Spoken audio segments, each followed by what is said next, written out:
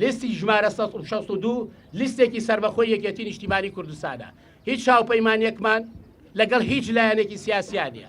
لیستێکی سربەخۆین بۆ ئەوەی کە بتوانین دەنجی گەلەکەمان، دەنجی ئێوە، دەنجی هەموو کۆمەڵانی خەڵکی کوردستان لە دەوری ئەو لیستە کۆبێتەوە کە لیستی شەهیدەکانمانە، لیستی زیندانیانی سیاسیمانە، لیستی کەمەندامانی سەنگەرمانە، لیستی ئێوەی تێکۆشەرەکە لێرە کۆبوونەتەوە.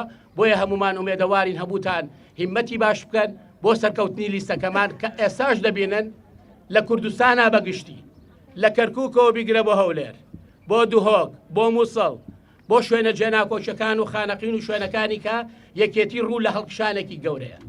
ئەم هەڵکشانە پشتیوانی ئێوەیە. ئەو بەدەمەوە هاتنە بۆ یەکێتی نیشتیمانی کوردستان بەرپرسیارەتی ئێمە زیاترەکات. بۆیە ئێمە لەو بەرپرسیارەتە هەوڵە دەین لەگەڵتانە بەرەو سەرکەوتنیشی گەورە بڕۆین.